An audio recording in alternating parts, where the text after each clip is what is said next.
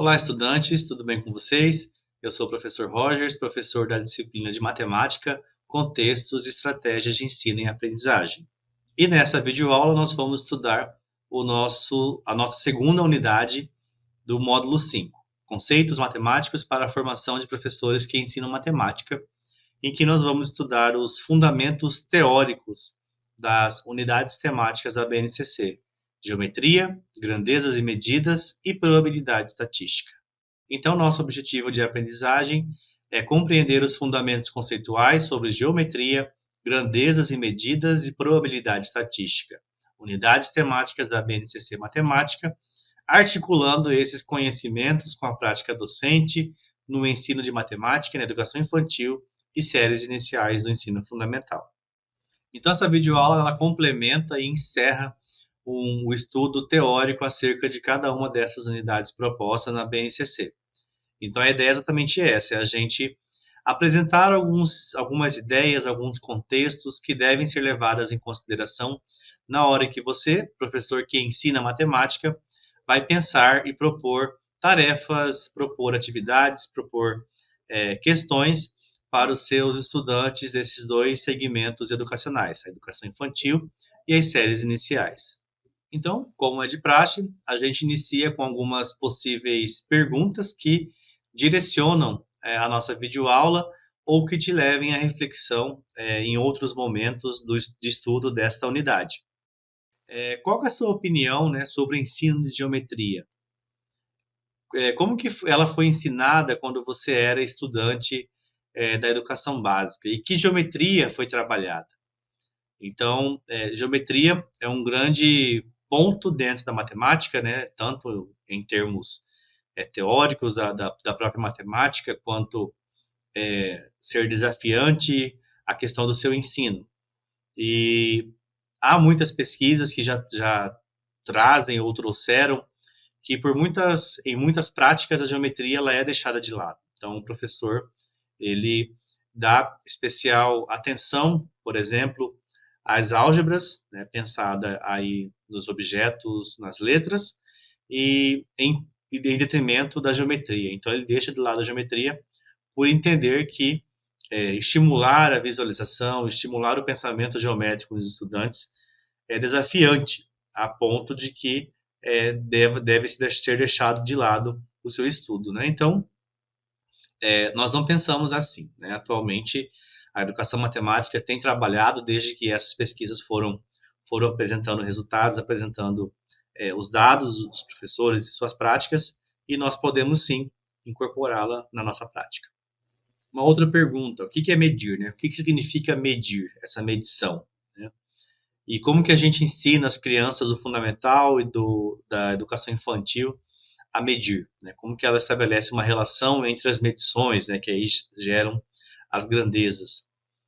E, por fim, a probabilidade estatística, que não é menos importante, afinal, lidar com probabilidade estatística é justamente lidar com dados do mundo real, e esse é um grande objetivo da própria matemática em si, enquanto ciência, e constitui também um objetivo fundamental no ensino de matemática, a ponto de se constituírem uma unidade temática na BNCC. Então, falando da unidade temática geometria, e conforme foi apresentado no slide anterior, muitas vezes por uma questão de insegurança, por uma questão de falta de conhecimento, os professores acabam não ensinando, não trabalhando geometria na educação básica. Né? Então, eles apresentam algumas dificuldades formativas e isso também traz consequências dentro da sua prática, né? Gerando, inclusive, a omissão, né, deste ensino. E isso já foi falado e trazido em diversas pesquisas na área da educação matemática. Então, isso, principalmente, ele é facilitado porque estamos num momento em que é dada muita ênfase aos números e operações, né? As formas de representação numérica, de contagem, de escrita e as suas principais operações. Isso é importante, mas não podemos deixar de lado também a construção, o desenvolvimento de um certo pensamento geométrico, né? Então a pergunta que se coloca é: por que ensinar geometria? tanto no seu sentido utilitário quanto no seu sentido prático, mas também por que nós devemos ensiná-la numa perspectiva de uma formação cidadã, de uma formação para o mundo. Então, ensinar geometria, além dessa questão das práticas no cotidiano escolar, no cotidiano da profissão, no cotidiano de modo geral.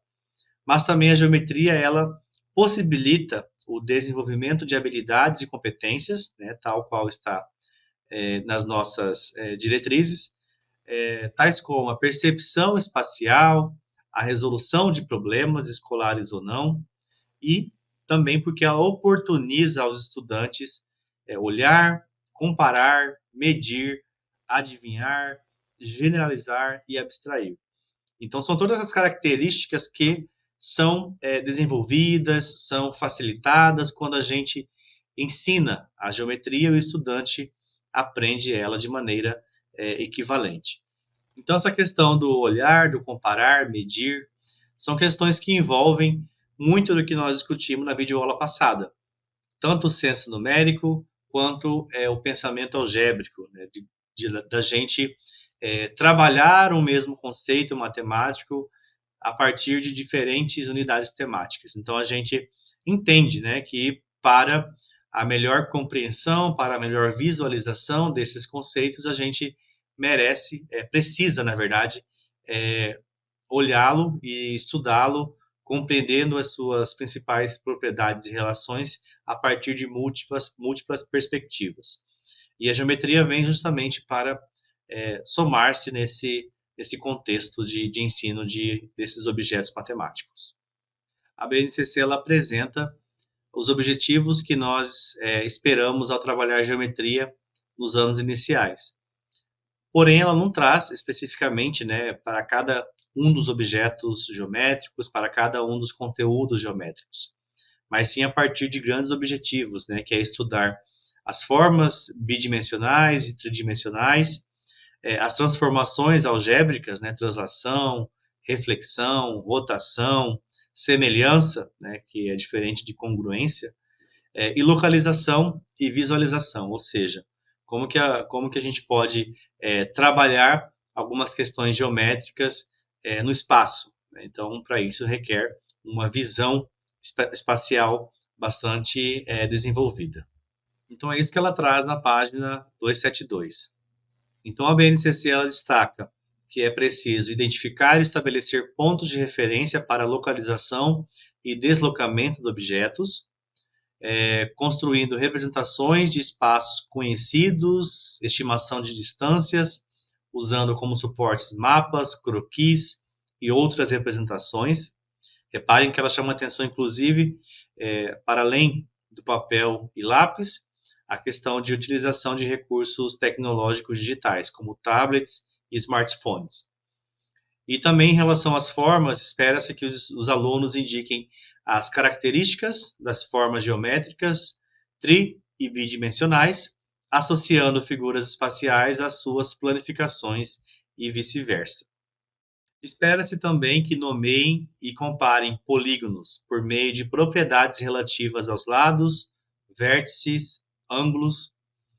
O estudo das simetrias deve ser iniciado por meio da manipulação de representações de figuras geométricas planas, em quadriculados e no plano cartesiano e com recurso de softwares de geometria dinâmica. Então, a gente enxerga, né, que são diversas as potencialidades da própria geometria em si e do seu ensino, e quais são, a partir disso, as habilidades e competências que esperamos que os estudantes neste segmento educacional desenvolvam. E para isso, né, deve-se partir para diversas possibilidades de uso de diferentes materiais e contextos, como sendo estratégias para melhor ensinar e aprender geometria. Então, em razão da idade que as crianças apresentam e o segmento escolar da qual fazem parte, por questões de do que está sendo aprendido, desenvolvido nessa faixa etária, a gente não espera que os estudantes desenvolvam demonstrações geométricas, mas que em alguma potencial atividade eles elaborem algumas possíveis conjecturas, né, a partir do que eles estão observando e as formas, né, de experimentação que eles estão tendo com o objeto geométrico em si. Por isso que é importante e recomendado que a gente trabalhe com materiais manipuláveis, com esses softwares de geometria dinâmica que permita a gente arrastar objeto, deformar, transladar, rotacionar, porque com isso a gente consegue melhor visualizar as suas propriedades e também as relações entre elas. E uma coisa bastante interessante que a BNCC também chama atenção é não trabalhar de forma linear a geometria plana e espacial, né? Por entender que para aprender propriedades no espaço a gente tem que aprender um conteúdo mais simples, né? Que seria uma geometria plana. E não é bem assim, né? A ideia da BNCC é justamente a gente trabalhar de maneira integrada, né? Tanto a geometria plana quanto a geometria espacial, que a partir disso, né, a gente desenvolve um melhor, né, senso espacial, como ele mesmo chama a atenção no documento.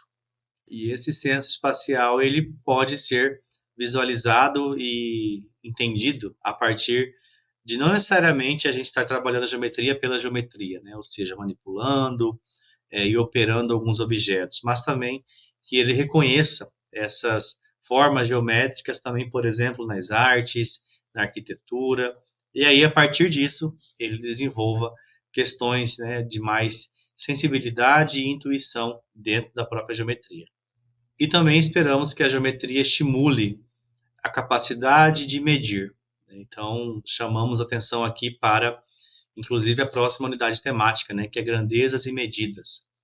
Então, se nós formos pensar como que os egípcios mediam as terras que seriam alagadas pelo rio Nilo e que isso traz relação direta com a cobrança de impostos, a gente vê que a geometria assume, então, essa característica de medição, né, e com isso estabelecer, claro, as propriedades geométricas principais. E, além disso, um aspecto mais formativo da geometria, que é justamente pesquisar regularidades entre os objetos geométricos, né? Então, aí observamos o desenvolvimento do pensamento algébrico a partir desses objetos geométricos. E a próxima unidade temática é o estudo de grandezas e medidas, né? Medir é você comparar uma grandeza com a unidade de medida e, com isso, exprimir por meio de um certo número, né? Então, aí a gente já vê uma relação direta com a álgebra, né, com o pensamento algébrico, ao executar essa comparação, né, entre objetos e a sua expressão em termos numéricos para, portanto, medir.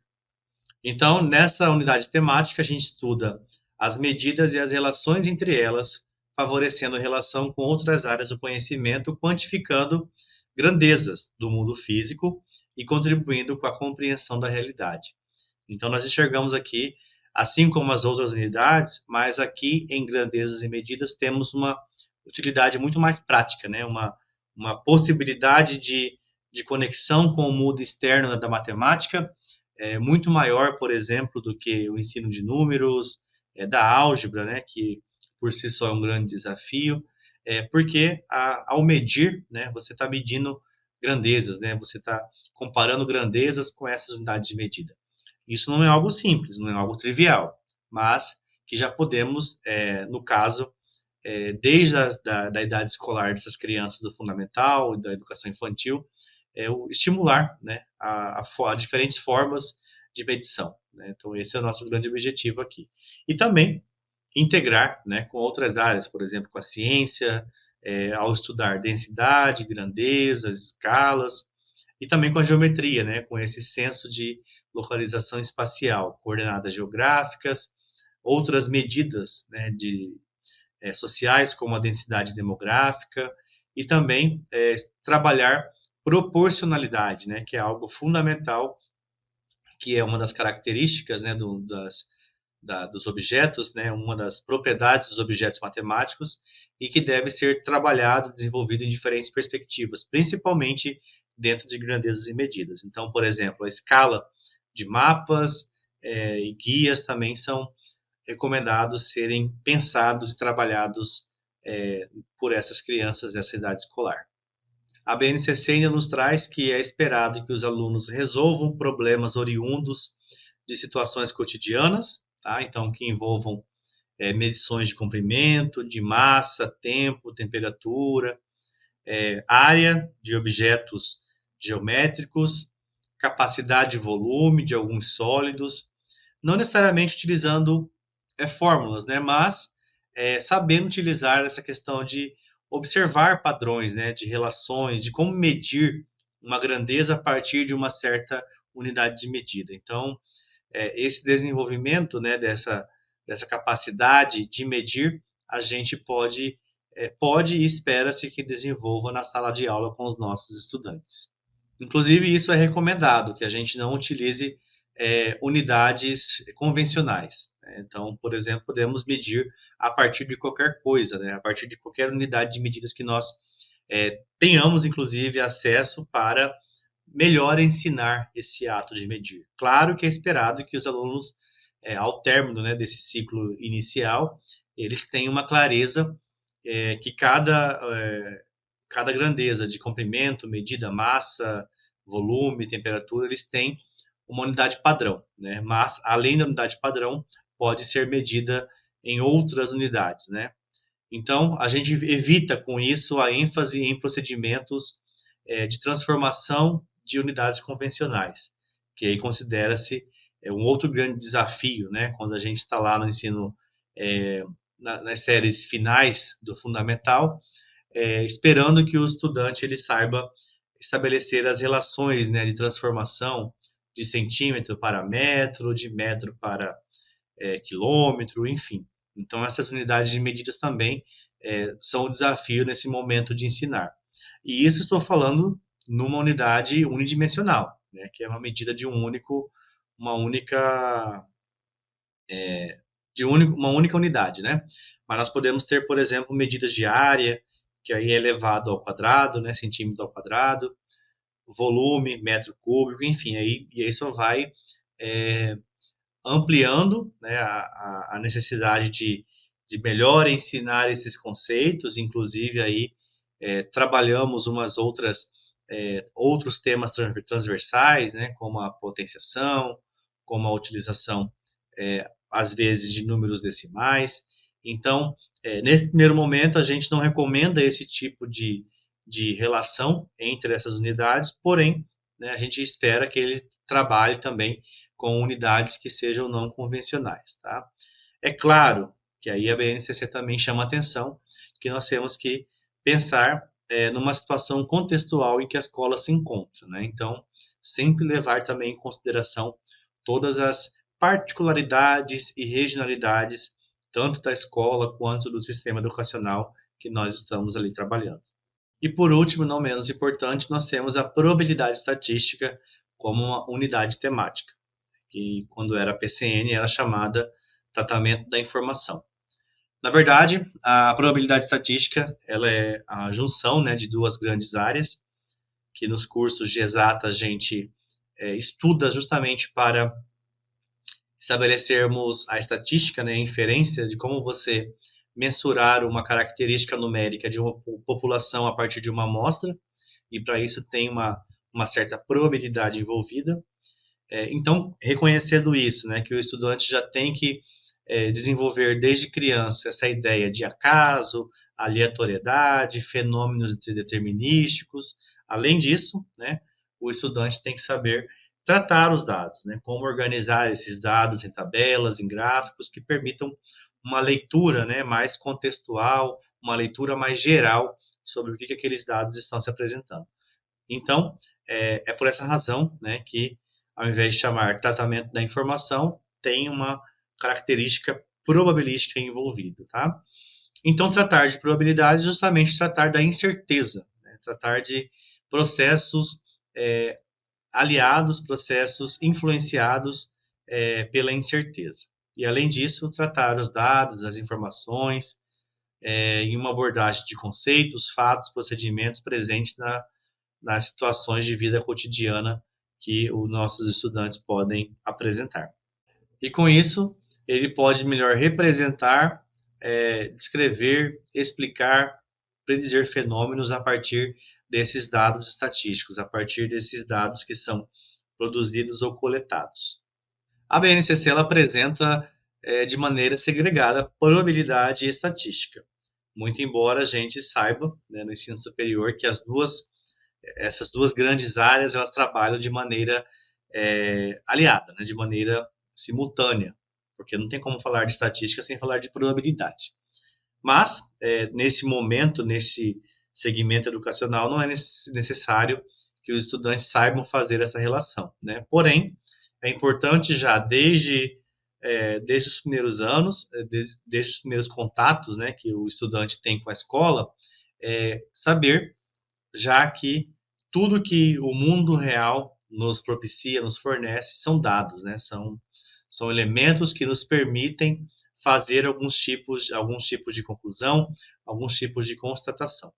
Então, para isso, a BNCC propõe que a probabilidade promova a compreensão de que nem todos os fenômenos sejam determinísticos, né? Então, nós podemos pensar aqui, por exemplo, no ponto de fusão da água.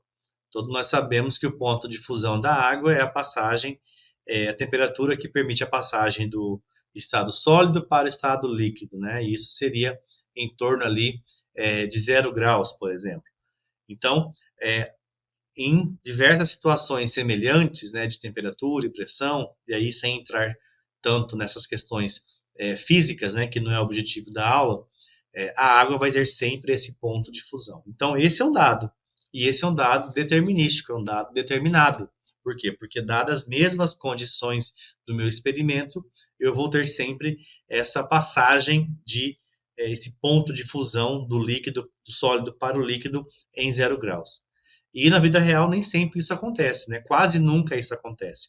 Muitos fenômenos que nós vivenciamos, que nós praticamos na vida cotidiana, não são determinísticos. Você executa diversas coisas sem saber qual que é o resultado específico que vai ocorrer a partir disso. Você pode ter uma noção desses possíveis resultados, porém, você não sabe qual deles efetivamente irá ocorrer ao final do seu experimento. E aí esse experimento recebe o nome de experimento aleatório, né? Então, é importante que as crianças, já em idade da educação infantil, saibam pelo menos julgar, né, avaliar quais eventos que sejam logicamente acessíveis ao seu contexto, né, tanto de idade quanto de temas também, né, para a gente ter ser plausível, né, com o assunto que vai ser tratado, qual desses eventos ou quais desses eventos apresentam resultados determinados e apresentem resultados também tidos como aleatórios. E também a BNCC propõe uma parte dedicada à estatística, nessa perspectiva de coleta, tratamento, análise, organização de dados. E interessante que a BNCC ela já chama atenção para o planejamento da coleta, em outras palavras, a noção, né, de criação do instrumento de coleta de dados, de produção de dados. E isso nos ajuda, favorece ao estudante a compreensão de que a estatística ela surge a partir de dados do mundo.